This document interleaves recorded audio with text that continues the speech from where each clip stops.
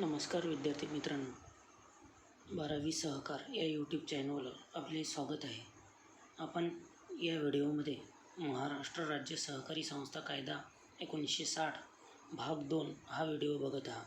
आपण अद्यापही या यूट्यूब चॅनलला सबस्क्राईब केले नसेल तर सबस्क्राईब नक्की करा. व्हिडिओ आवडला तर लाईक करा आणि शेअर करायला विसरू नका.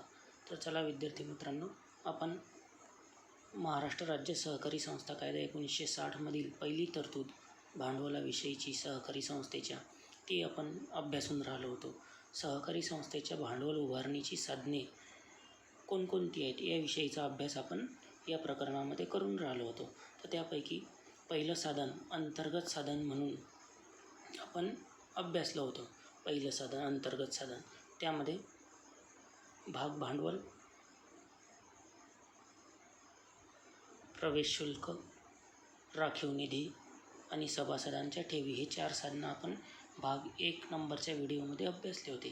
तर आता सहकारी संस्थेच्या भांडवल उभारणीची बाह्य साधने कोणती असतात, ती बाह्य साधने आपण या भाग 2 या व्हिडिओमध्ये अभ्यासणार आहोत.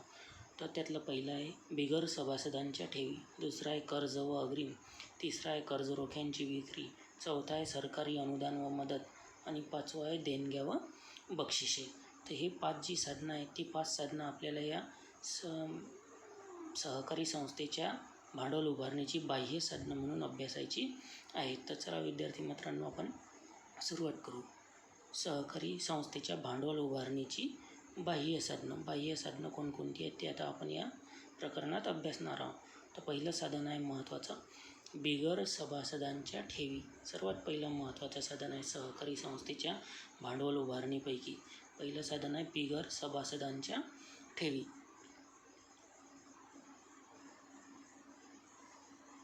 एक नंबरचं बाह्य साधन आहे बिगर सभासदांच्या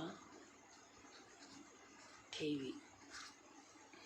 तर बिगर सभासदांच्या ठेवीमध्ये आपण बिगर सभासद म्हणजे काय, तर सहकारी संस्थेचे जे व्यक्ती सभासद नसतात अशा व्यक्तींना बिगर सभासद असं म्हणतात. ते बिगर सभासदांकडून सहकारी संस्था काही विशिष्ट टक्के व्याजदर देऊन त्यांच्याकडून सहकारी संस्थेकडून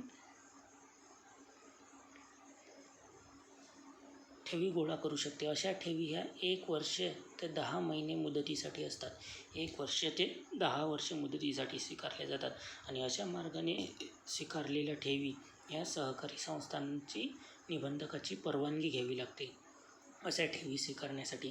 आणि ह्या ठेवी कोणकोणत्या असतात, तर याच्यातल्या चालू ठेव, बचत ठेव, मुदत ठेव आणि पुनरावर्ती ठेव या ठेवीचा यामध्ये समावेश होते. तर बिगर सभासदांच्या कडून ज्या ज्या ठेवी स्वीकारण्यात येतात त्याची एक एक ठेव आपण अभ्यासणार आहोत. तर पहिली ठेव आहे बचत ठेव. तर ही बचत ठेव म्हणजे काय, तर तुम्ही नाव ऐकलंच असेल की तुम्हीसुद्धा सहकारी संस्थेमध्ये किंवा कोऑपरेटिव्ह बँकेमध्ये किंवा स्टेट बँकेमध्ये कोणत्याही बँकेमध्ये गेल्यानंतर ज्या ठेवी जी खातं तुम्ही उघडता त्याला सेविंग अकाउंट असं म्हणतात आणि त्या सेविंग अकाउंटमध्ये ठेवल्या जाणाऱ्या पैशाला बचत ठेव किंवा सेविंग डिपॉझिट असं म्हणतात. तर साधारणतः सर्वसाधारण पगारदार व्यक्ती, मध्यमवर्गीय व्यक्ती किंवा कामगार अशा लोकांना उपयुक्त असणारं हे खातं म्हणजे बचत ठेव खातं होय. तर हे खातं कोणाकोणासाठी उपयुक्त असते, सर्वसाधारण व्यक्ती. याच्यात दिलेलं आहे या ठेवी सर्वसामान्य व्यक्ती, पगारदार, कामगार आणि मध्यमवर्गीयांना उपयुक्त असतात. तर या बचत ठेवीची काय वैशिष्ट्य आहेत, तर ती वैशिष्ट्य पुढे दिलेली आहेत तुम्हाला. पहिलं वैशिष्ट्य दिलेलं आहे बचत खात्याचं, छोटी रक्कम बँकेतून काढता येते. म्हणजे 100-500 रुपये तुम्ही आपल्या खात्यात जेवढी रक्कम शिल्लक आहे मिनिमम डिपॉझिट ते बँकेच्या खात्यात ठेवावं लागते, ते सोडून तुम्ही कितीही रक्कम बँकेतून काढू शकता. उदाहरणार्थ 100 रुपयापासून. बचत ठेवीचं दुसरं महत्त्वाचं वैशिष्ट्य आहे बचत खाते सुरू ठेवण्यासाठी त्यामध्ये ठराविक रक्कम ठेवणे शिल्लक आवश्यक असते. बचत ठेव खात्याचं दुसरं वैशिष्ट्य आहे की त्यामध्ये ठराविक रक्कम शिल्लक असणं आवश्यक आहे. समजा उदाहरणार्थ तुम्ही कोऑपरेटिव्ह बँकेत खातं उघडलं तर त्यामध्ये तुमचे 500 रुपये ठेव खात्यात शिल्लक असणं आवश्यक असते, तरच ते खातं चालू राहू शकते. बचत खात्याचं तिसरं महत्त्वाचं वैशिष्ट्य आहे पैसे काढण्यासाठी धनादेश व स्लिप भरूनसुद्धा पैसे काढता येतात. धनादेश व स्लिप भरूनसुद्धा पैसे काढता येतात. या दोघांचाही उपयोग करून काढता येते. आणि 50,000च्या वर जर तुम्हाला व्यवहार करायचा असेल तर तो व्यवहार करण्यासाठी तुम्हाला पॅन कार्डची आवश्यकता असते. हे झालं तिसरं वैशिष्ट्य. चौथं वैशिष्ट्य आहे बचत ठेवीवर अधिविकर्ष सवलत मिळत नाही. हे महत्त्वाचा मुद्दा आहे. अधिविकर्ष सवलत. बचत ठेवीवर अधिविकर्ष सवलत मिळत नाही. तर बचत ठेवीधारकांना काय मिळते? ATM कार्ड मिळते, नेट बँकिंगची सुविधा मिळते, मोबाईल बँकिंगची सुविधा मिळते, NFTची सुविधा मिळते. या अनेक सुविधा बचत ठेव खात्यावर दिल्या जातात. पाचवं वैशिष्ट्य आहे बचत ठेवीवर ठराविक दरानेच व्याज मिळते. जास्तही मिळत नाही, कमीही मिळत नाही. हा साधारणतः दर 4 ते 5% इतका असतो आणि महिन्याअखेर जी रक्कम आपल्या खात्यामध्ये शिल्लक असेल तेवढ्याच रकमेवर आपल्याला व्याज मिळते. बचत ठेवीचं 6वं वैशिष्ट्य आहे बचत ठेवीतून रक्कम काढण्याबाबत काही निर्बंध पूर्वी बँकेनं घालून दिले होते. कारण कोणीही खातेदार जेव्हा येईल तेव्हा काय करत होता, आपल्या खात्यातून 100 रुपये लागले काय करा विड्रॉल, 200 रुपयाचं काम पडलं का करा विड्रॉल. तर त्यामुळे बँकेनं काय केलं, काही बंधने आखली होती. जसं रक्कम कर्जदाराला देण्यासाठी किंवा इतर ठिकाणी फायदेशीर गुंतवणुकीस उपयुक्त ठरते. बंधने असतात बचत ठेवीतून पैसे पूर्वीच्या पुस्तकामध्ये दिलेलं होतं तुम्हाला, की पूर्वी जो जुना अभ्यासक्रम होता त्याच्यामध्ये की आठवड्यातून 2 किंवा जास्तीत जास्त 3 वेळा बचत ठेवीतून आपल्याला पैसे काढता येतील. जमा कितीही वेळा करता येतात, परंतु काढताना काही बंधनं ठेवण्यात आली होती. 7वं वैशिष्ट्य आहे बचत खात्याचं बचत खात्याला नामनिर्देशन करण्याची सोय उपलब्ध असते. तर अशा पद्धतीनं हे जे बचत ठेवी आहे, ठेवीचा पहिला प्रकार, याला ठेवीचे प्रकार असं सुद्धा म्हणतात. आपण पाहून राहिलो सहकारी संस्थेचे बाह्य मार्ग आणि बाह्य साधनामधलं पहिलं साधन आहे बिगर सभासदांच्या ठेवी. त्या बिगर सभासदांच्या ठेवींमध्ये काही 4 प्रकार ठेवीचे दिलेले आहेत तुम्हाला. तर 4 प्रकारापैकी पहिला प्रकार आपण अभ्यासला बचत ठेवी आणि बचत ठेवीची काय काय वैशिष्ट्ये आहेत ते पाहिली. आता दुसरी ठेवीचा प्रकार पाहायचा आहे आपल्याला बिगर सभासदांच्या ठेवीमधला चालू ठेव. तर ही चालू ठेव म्हणजे त्याला करंट डिपॉझिट असं म्हणतात. तर हे करंट डिपॉझिट नावाचं खातं कोणाकोणाला उघडता येतं यामध्ये दिलेलं आहे. ह्या ठेवी व्यापारी व्यावसायिकांना उपयुक्त असतात. ह्या ठेवी कोणाला उपयुक्त असतात? व्यापारी आणि व्यावसायिकांना. आणि व्यावसायिकांचे सर्व आर्थिक व्यवहार सुलभ रीतीने करता यावे यासाठी विविध सुविधा पुरविणे हा या खात्याचा मुख्य उद्देश असतो. म्हणजे चालू ठेवी कोणासाठी उपयुक्त? व्यापारी आणि व्यावसायिकांना इथं दिलेलं आहे. बचत ठेव कोणासाठी उपयुक्त आहे? कर्मचारी, मध्यमवर्गीय, नोकरदार वर्गाला. चालू ठेव कोणासाठी? व्यापार आणि व्यावसायिकांना. तर या चालू ठेवीची काय वैशिष्ट्य आहेत ते पुढे दिलेली आहे. पहिलं वैशिष्ट्य दिलेलं आहे चालू खाते हा व्यवसाय संस्था किंवा कंपनी किंवा संस्थेच्याच नावानं उघडलं जाते. हे खातं वैयक्तिक नावानं उघडलं जात नाही. बचत खात्याचं पहिलं महत्त्वाचं वैशिष्ट्य कंपनी किंवा संस्थेच्याच नावानं हे खातं उघडलं जातं. वैयक्तिक खातेधारकाच्या नावानं हे खातं उघडता येत नाही. दुसरं महत्त्वाचं वैशिष्ट्य आहे या खात्याचं चालू ठेवीत दैनंदिन व्यवहारात कितीही वेळा रक्कम ठेवता येते व काढता येते.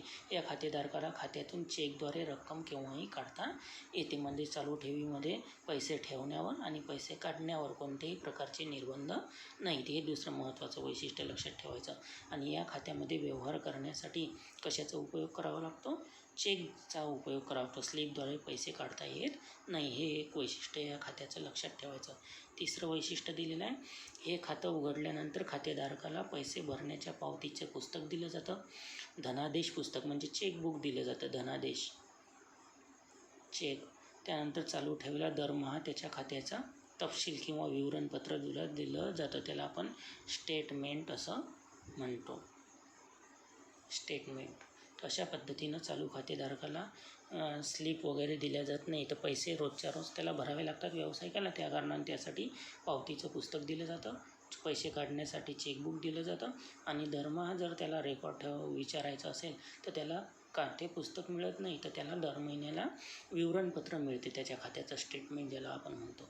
चौथं वैशिष्ट्य आहे या खात्याचं चालू ठेव खात्याचं चालू ठेवीवर काही अटी व शर्तीवर बँक अधिविकर्ष सवलत देते. ही महत्त्वाची सवलत आहे ज्याला आपण इंग्लिशमध्ये बँक ओव्हरड्राफ्ट असं म्हणतात. OVER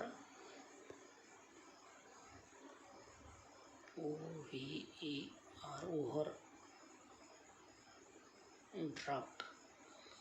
ओव्हरड्राफ्ट असं म्हणतात, बँक ओव्हरड्राफ्ट. तर ही सवलत फक्त चालू ठेव खातेधारकांनाच मिळते. बँक ओव्हरड्राफ्ट किंवा अधिविकर्ष सवलत म्हणजे काय, जेव्हा आपल्याला येईल पुढे त्यावेळेस ते आपण अभ्यासू. त्यानंतर पुढचं वैशिष्ट्य या चालू खात्याचं हे या ठेवीतून कोणत्याही दिवशी कितीही रक्कम बँकेतून खातेदाराला द्यावी लागत असल्यामुळे अशा ठेवीमध्ये जमा असलेली रक्कम कर्ज देण्याकरता बँकेला उपयुक्त असत नाही. त्यामुळे अशा ठेवीवर बँका व्याज देत नाही. बचत खात्यावर 4 ते 5% दरानं व्याज दिलं जात होतं, परंतु चालू खात्यातील रकमेवर व्याज दिलं जातं का? नाही, कारण ही कधीही वापस द्यावी लागते बँकेला, खातेधारकाला. त्यामुळे याला कोणतंही व्याज दिलं जात नाही. काही बँका अल्प दराने व्याज देतात, परंतु शक्यतो बँका व्याज देत नाही. 6वं वैशिष्ट्य आहे, चालू ठेव खाते सुरू ठेवण्यासाठी त्यामध्ये ठराविक रक्कम शिल्लक ठेवणं आवश्यक असते. हे कोणत्याही खात्याला नियम लागू आहे की कोणतंही खातं उघडलं की त्यामध्ये काही ठराविक पैसे असावे लागतात. ते प्रत्येक खात्याप्रमाणे कमी जास्त असू शकतात. 7वं वैशिष्ट्य आहे, धनादेश, हुंडी, ड्राफ्ट, लाभांश अधिपत्रे इत्यादी चालू खात्यामध्ये जमा करता येईल. समजा एखाद्या व्यावसायिकाला धनादेश मिळाला, कोणाकडून चेक मिळाला, तर तो आपल्या चालू खात्यामध्ये जमा करू शकतो. एखादी हुंडी मिळाली एखाद्या व्यवहारासंबंधी, तर ती हुंडी, त्याला विनिमय विपत्र असं सुद्धा म्हणतात. आपल्या कॉमर्सवाल्यांना ते माहिती असेल, हुंडी किंवा विनिमय विपत्र म्हणजे काय. हे सुद्धा जेव्हा आपल्याला अभ्यासात पुढे आहे तेव्हा आपण याचा डिटेल अभ्यास करू. ड्राफ्ट असतात, DD ज्याला म्हणतो आपण. लाभांश अधिपत्रे असतात, एखाद्या संस्थेकडून लाभांश मिळाला असेल, त्याचा चेक असेल, तर हे सर्व आपण या चालू ठेव खात्यामध्ये व्यावसायिक जमा करू शकतो, संस्था जमा करू शकते. तर ठेवीच्या प्रकारामधला बिगर सभासदांच्या ठेवीमधला दुसरा जो प्रकार होता, कोणता, चालू ठेव खाते. तर त्या चालू ठेव खात्याचे आपण 7 वैशिष्ट्य बघितले. आता तिसरा प्रकार पाहायचा आहे आपल्याला, मुदत ठेव. ठेवीच्या प्रकारामध्ये बिगर सभासदांच्या ज्या ठेवी पाहून राहिलो आपण, त्यातली तिसरी ठेव आहे कोणती, मुदत ठेव.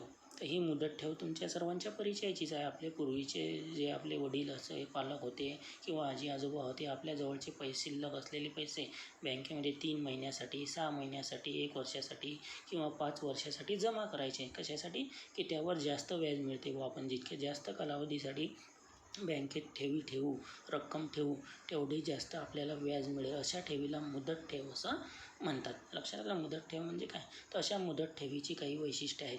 पहिलं वैशिष्ट्य दिलेलं आहे, विशिष्ट कालावधीसाठी ठेवलेल्या मुदत ठेवीतून खातेदाराला मुदत संपल्याशिवाय पैसे काढता येत नाही. मुदत ठेवीचं सर्वात पहिलं वैशिष्ट्य आहे महत्त्वाचं, कोणतं,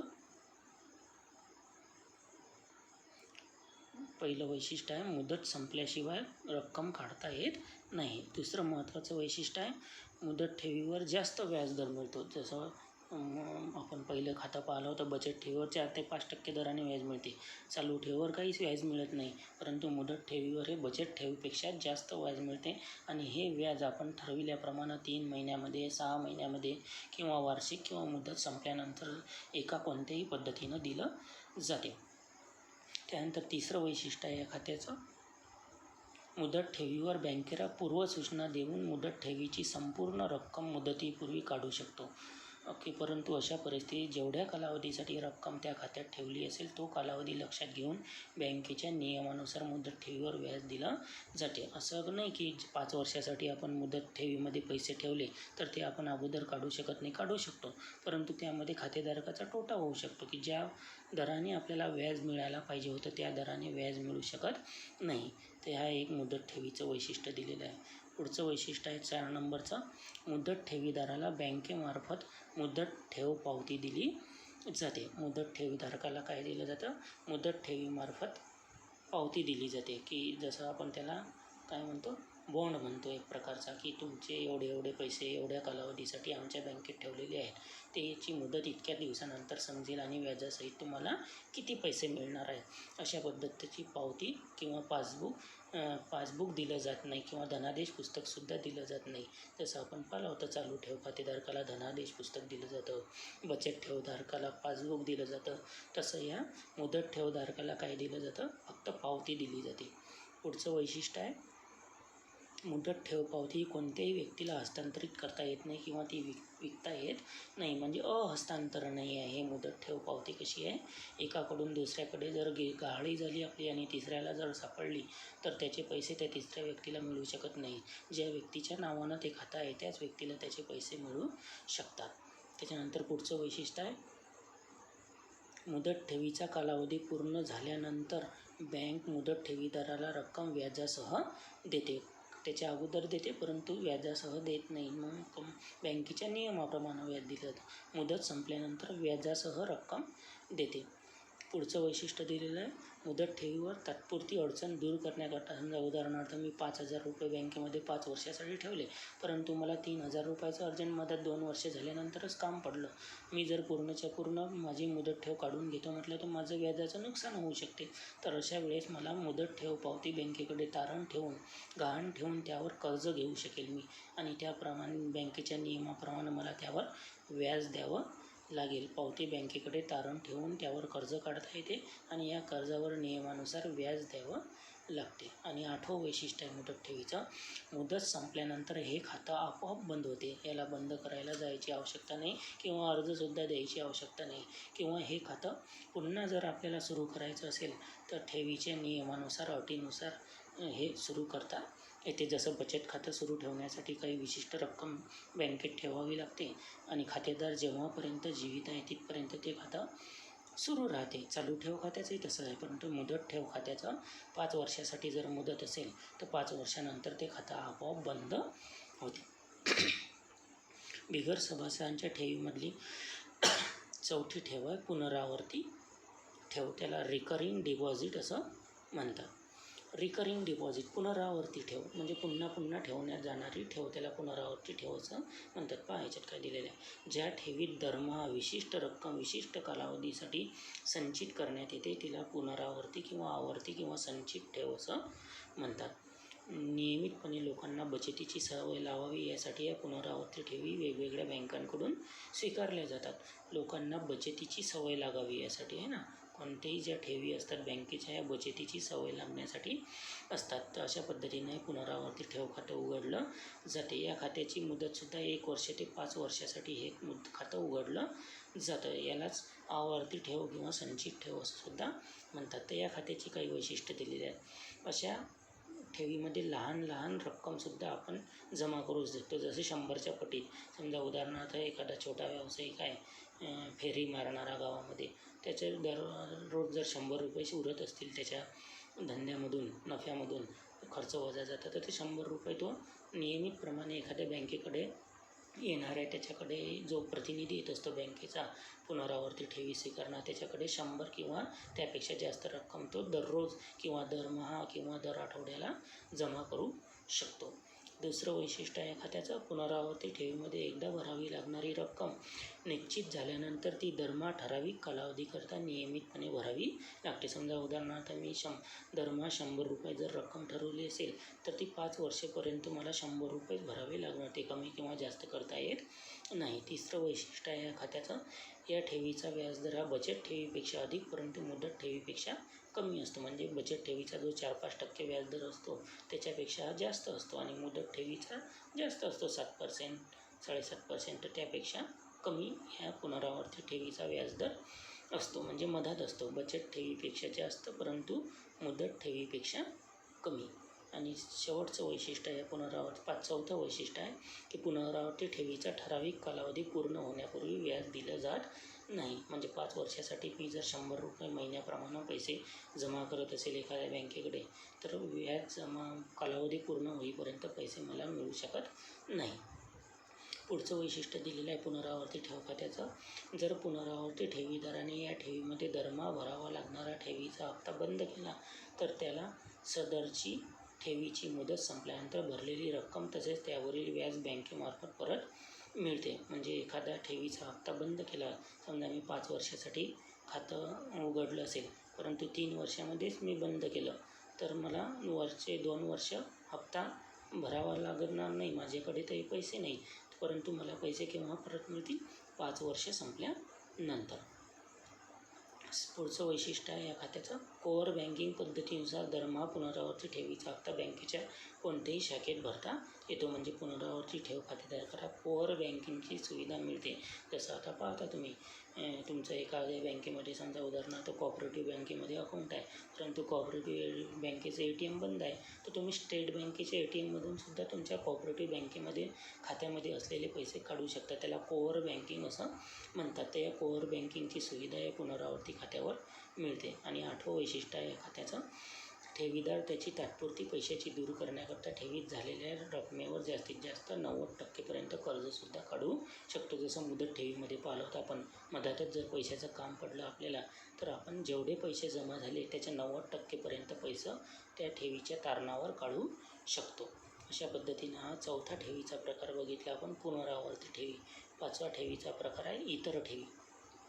इतर ठेवीमध्ये मग इतर ठेवी कोणकोणत्या येतात त्या पहा. जसं दामदुप्पट ठेव, सणासुदीच्या ठेवी, पिग्मी ठेवी, मृत्युंजय ठेवी, धनवर्धिनी ठेवी. विशेषतः ह्या ठेवी ज्या छोट्या आकाराच्या पतसंस्था असतात, पतपुरवठा संस्था असतात, त्या सहकारी बँकेमार्फत या ठेवी स्वीकारल्या जातात. जसं दामदुप्पट ठेवी म्हणजे तुम्हाला 7 वर्षानंतर 10 वर्षानंतर पैशाची दुप्पट होईल असं ग्राहकांना पटवून सांगितले जाते, खातेधारकांना, आणि त्यांना प्रवृत्त केले जाते की आमच्या खात्यामध्ये तुम्ही, जसं सणासुदीच्या ठेवी, आता दिवाळी येणार आहे तर दिवाळीसाठी मोठा सण असतो बा, खूप पैसा लागतो, तर त्यासाठी अगोदरच थोडी प्रमाणात बचत करून सणासुदीच्या ठेवी ठेवता येतात आपल्याला. पिग्मी ही एक प्रकारे बँकेचं नाव होतं पूर्वीच्या काळी, पतपुरवठा संस्थेचं, आणि त्या ठेवी त्या बँकेच्या नावावरच हे पिग्मी ठेवीचं नाव पडलं होतं. अशा पद्धतीनं वेगवेगळ्या इतर ठेवीमध्ये सुद्धा खातेधारक जे सहकारी संस्थेचे भागधारक नाहीत असे ठेवी ठेवू शकतात. अशी खाती स्वीकारताना आता पुढे दिलेलं, अशी खाती स्वीकारताना KYC नियमाचे पालन करणं आवश्यक आहे. KYC शब्द ऐकलं असेल तुम्ही, की बँकेमध्ये तुम्ही गेल्यानंतर खूप दिवस झाले खातं उघडलेलं आहे तुमच्या आईवडिलाचं किंवा तुमचं, तर बँकेमार्फत तुम्हाला SMS येतो किंवा बँकेत गेल्यानंतर तिथले कर्मचारी तुम्हाला सांगतात की तुमची KYC पेंडिंग आहे. KYC म्हणजे तुमचं आधार कार्ड, तुम्ही तुमचे आईवडील हयात असल्याचा दाखला किंवा इतर कागदपत्र, तुम्हाला पॅन कार्ड सादर करावे लागतात आणि आपलं खातं व्यवस्थित सुरळीत करून घ्यावं लागतं. अशा पद्धतीनं बिगर सभासदांच्या ठेवी हे प्रकारचे बाह्य साधन होतं सहकारी संस्थेचं, ते सुद्धा आपण इथं अभ्यासलं. तर आपण या प्रकरणामध्ये काय अभ्यासलेलं आहे, सहकारी संस्थेच्या भांडवल उभारणीची साधने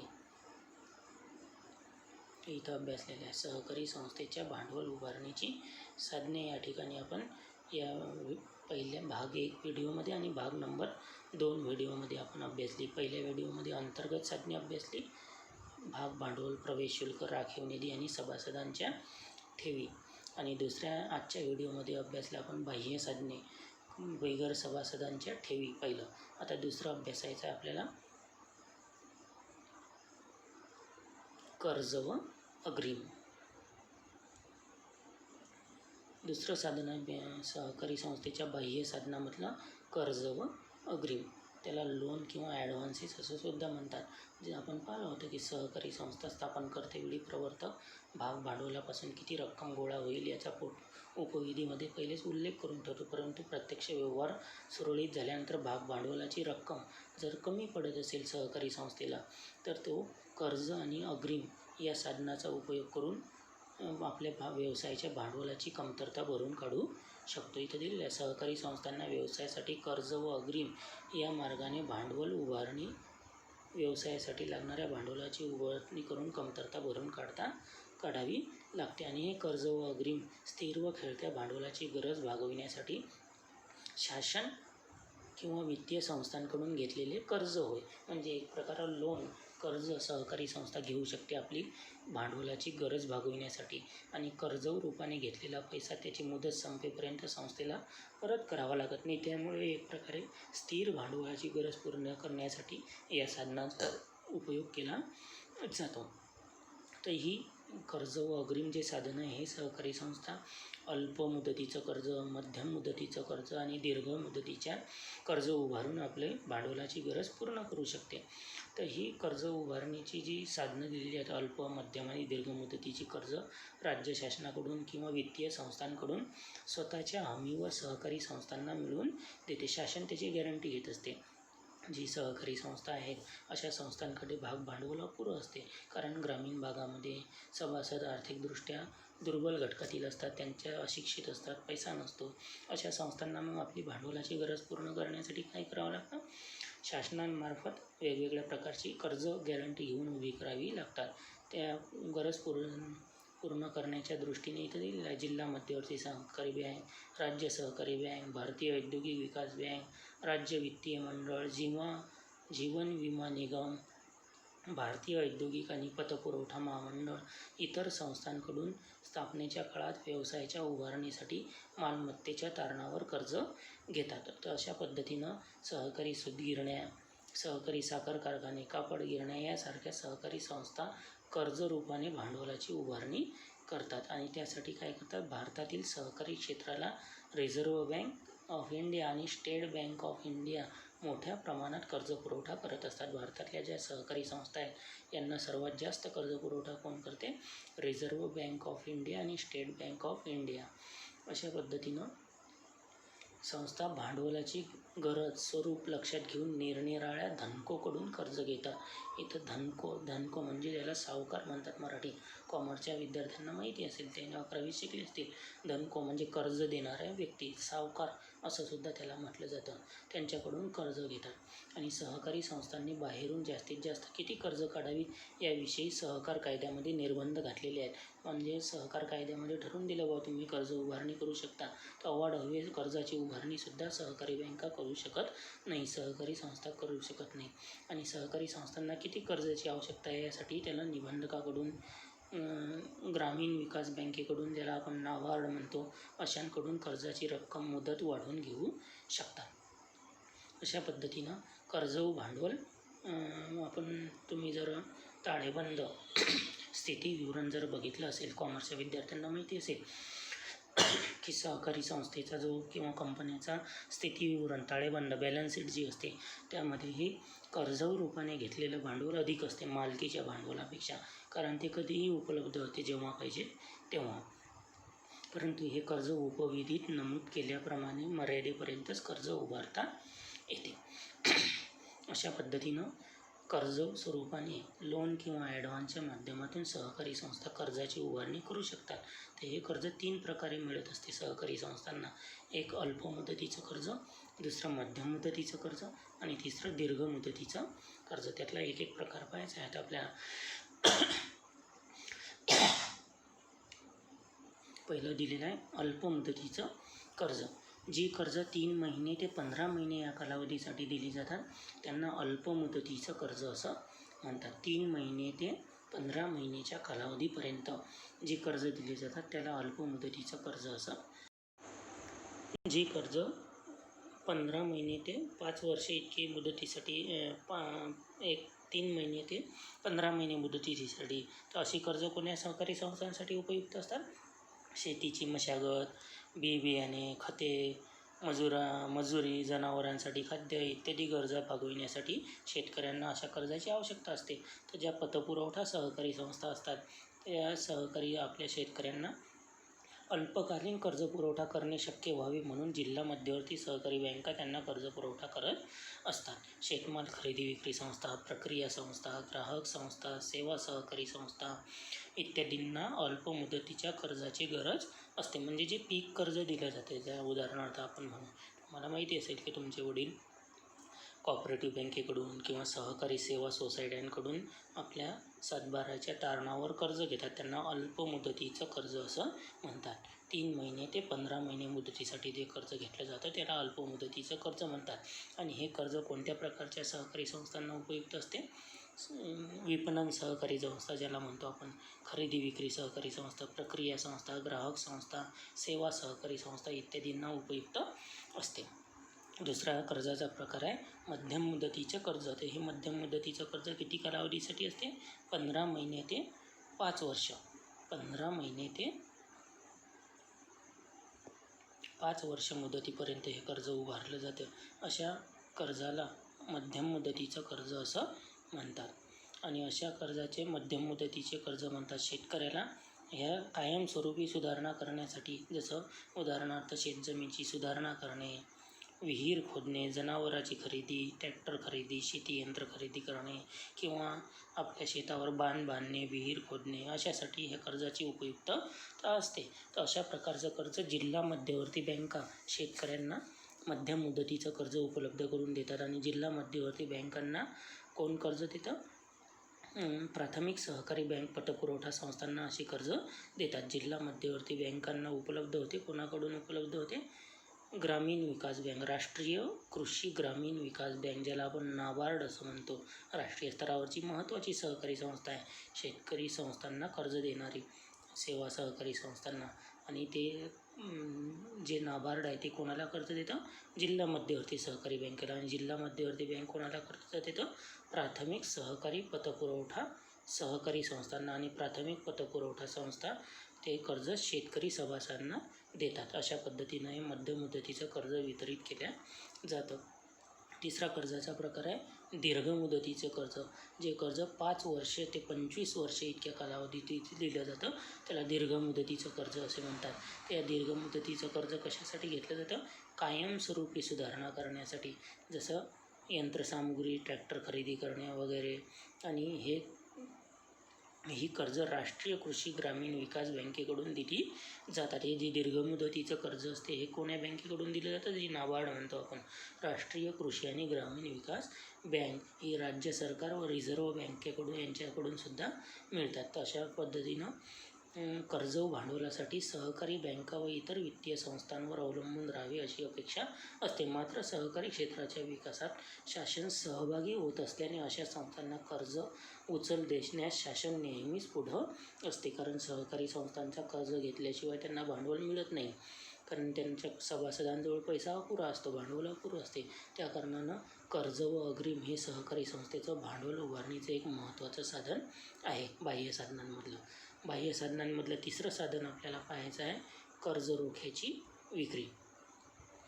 कर्ज झाल्यानंतर आता कर्ज रोख्याची विक्री, त्याला इश्यू ऑफ डिबेंचर असं म्हणतात. तर आपण ज्याप्रमाणे भागांची विक्री करून सहकारी संस्था कर्ज उभारते, त्याचप्रमाणे कर्ज रोख्याची विक्री करून सुद्धा सहकारी संस्था कर्ज उभारत असते. फरक एवढाच की भागांची विक्री करून मिळालेला पैसा मालकी स्वरूपाचा असतो, संस्था अस्तित्वात असेपर्यंत परत द्यावा लागत नाही.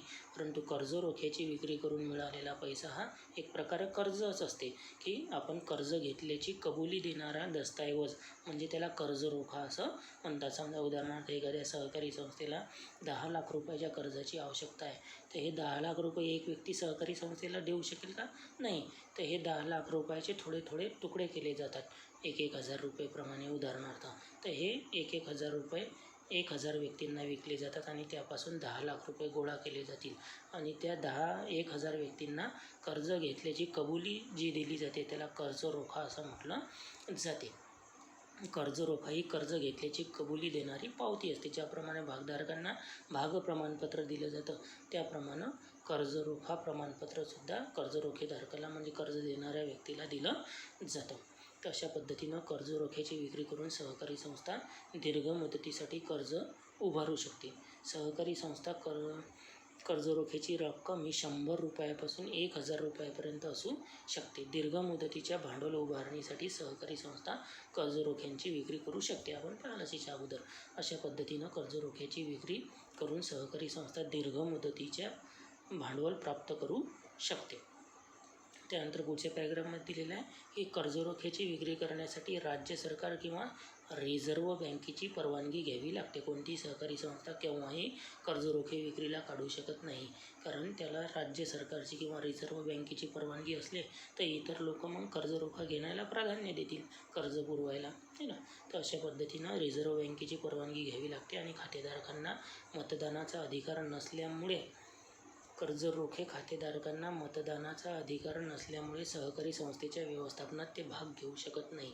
जसं आता भाग आणि कर्ज रोखा यामधला जर तुम्हाला फरक स्पष्ट करा विचारला तर त्यामध्ये तुम्हाला हे मुद्दे लिहिणं अपेक्षित असते. जसं भागधारकाला मतदानाचा अधिकार असतो, ते कर्ज रोखेधारकाला मतदानाचा अधिकार असतो का? नाही, तो फक्त कर्ज पुरविणारा व्यक्ती असतो, मालक नसतो. तर अशा पद्धतीनं तो व्यवस्थापनात किंवा मतदानाचा अधिकार त्याला नसतो किंवा मालमत्तेच्या तारणावर कर्ज रोखे विक्रीस काढण्यात येतात. समजा उदाहरणार्थ एखादी सहकारी संस्था बंद करण्याची वेळ आली तर सर्वात पहिले या कर्ज रोखे धारकांचे पैसे परत दिले जातील, नंतर भागधारकांचे पैसे दिले जातील. म्हणजे या मालमत्तेच्या तारणावर हे कर्ज रोखे विक्रीला काढलेले असतात. हे सहकारी संस्थेच्या मालमत्तेवर बोजा निर्माण करतात. जसं आपण पाहिलं की सहकारी संस्थेकडून आपले वडील कर्ज घेतात तेव्हा सातबाऱ्यावर आपल्या बोजा निर्माण होतो की या बँकेचं बा एवढं रुपये कर्ज आहे.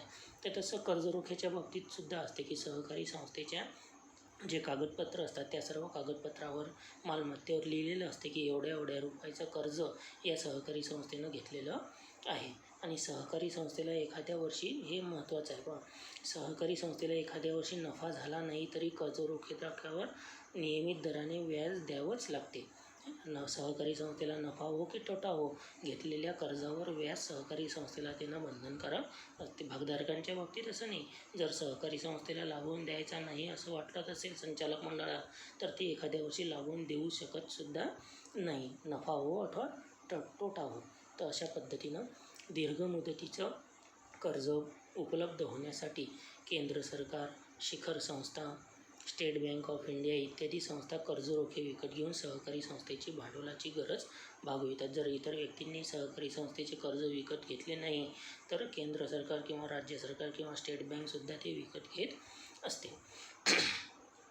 साधारणपणे मोठ्या संघ व शिखर सहकारी संस्था कर्ज रोख्यांची विक्री करतात.